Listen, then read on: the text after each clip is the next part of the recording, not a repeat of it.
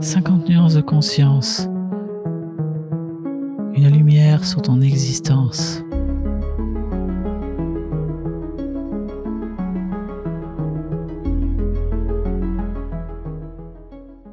Bienvenue dans ce deuxième épisode avec Carole Uriot, médium channeling, qui va nous faire part de sa vision de la spiritualité. On va y parler science, religion, spiritualité, avec des précisions. Moi, j'ai trouvé intéressant de comprendre que la spiritualité, ça s'incarne en fait dans la vie quotidienne. Je vous laisse avec Carole et je vous retrouve à la fin. Bonne écoute. Il ne faut pas regarder la religion comme quelque chose de mauvais. C'était à l'époque, au moment où tout ça est... Il faut toujours se resituer dans le contexte historique, il faut toujours voir le fil de l'évolution. C'était la source de la connaissance, il n'y avait rien. C'était, voilà, comme je dis, c'était le Wikipédia d'aujourd'hui. Bon, c'était notre encyclopédie universaliste. Maintenant, on a largement ouvert les moyens, on a évolué dans les idées, on a ouvert la connaissance, la réflexion, la science. La science est fondamentale. Moi, je suis passionnée, bien sûr, des anges et tout ça, mais rien ne peut se faire sans la science. Et je suis très curieuse des mathématiques, de la physique. Je suis beaucoup ce qui se fait en physique quantique actuellement, parce que pour moi, c'est la voie qui permettra d'explorer et d'exprimer ce qu'est la médiumnité et cette part énergétique de l'être dont je parlais tout à l'heure, qui est parce que nous sommes en résonance avec les éléments du cosmos, de l'univers, etc. Donc il faut la recherche scientifique pour arriver à comprendre justement ce cheminement, d'où on vient, qu'est-ce qu'on en fait, vers quoi il peut évoluer, etc. Mais c'est comme dans tout, la science, si on l'utilise mal, on voit aussi les dérives. Les dérives d'excès, la construction d'armes destructives, etc. Tout est tout a sa part de développement et tout a d'enrichissement et tout a sa part de destruction. Donc il faut mettre les limites, il faut mettre des barrières, il faut que tout se communique, corresponde et autres. Mais on était parti là-dessus pour dire que les anges, ça nous fait réfléchir à notre reliance au cosmos, à notre reliance à cette part d'univers. D'où on vient, qu'on contient en nous, qui est vivante en nous, parce que ça nous fait tout simplement réfléchir à la vie.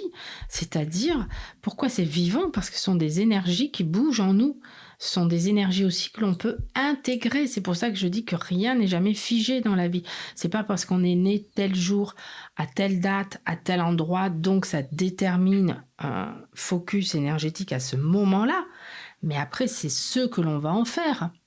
Et comme le système solaire est en permanence en mouvement, et que le système planétaire est en permanence en mouvement, alors il y a des moments où je peux utiliser ces mouvements différemment en moi pour pouvoir changer les choses.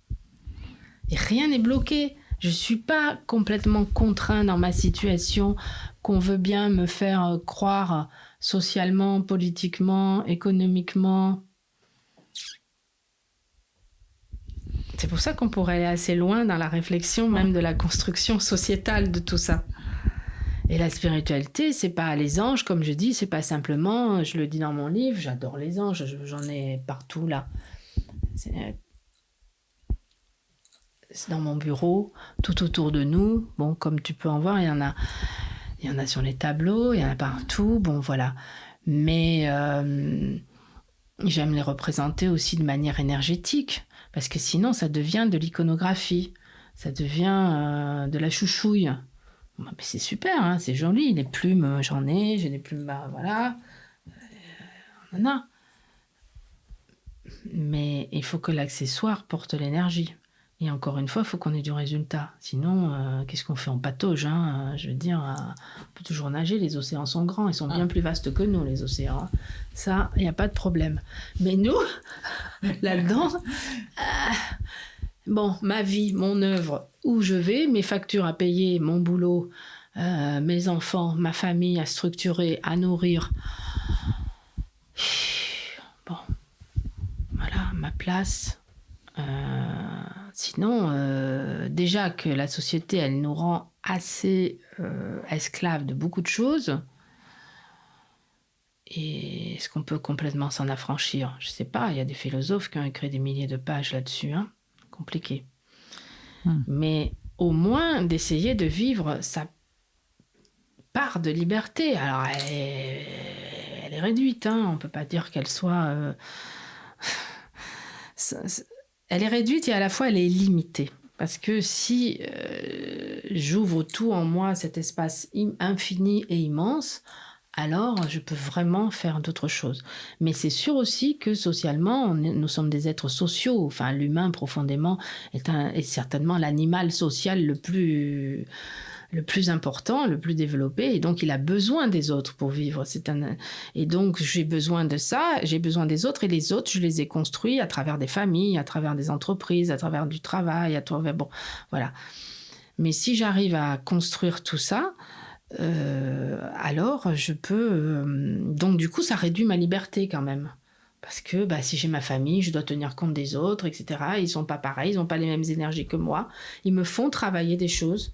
Et mon entreprise, c'est pareil. Moi, quand je vois les gens aujourd'hui, effectivement, qui sont désespérés ou qui sont en malheur à leur travail, et voire même qui se suicident pour leur travail, c'est insupportable, ça, parce que tout pourrait être autrement, en vérité. Et on ne peut pas en arriver là. On ne peut pas construire des sociétés où on en arrive là. Et pourtant, on doit aussi comprendre que si je suis dans ce schéma-là et dans ce travail-là et tout ça, peut-être que c'est quelque chose que j'avais à comprendre.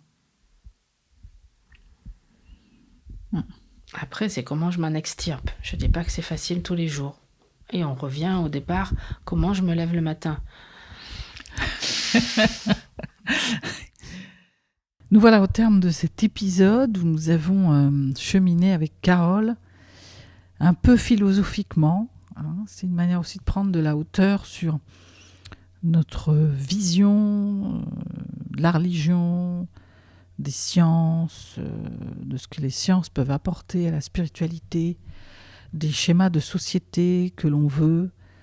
Voilà, un temps un peu suspendu comme pour réfléchir à ce que l'on souhaite. Moi, j'ai vraiment aimé ça.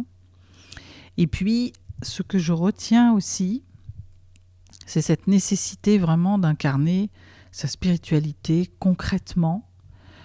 On aurait comme une responsabilité face à un travail, une famille, un environnement, une planète, voilà, choisissez les thèmes qui vous parlent, mais de rester au plus près en fait de qui on est.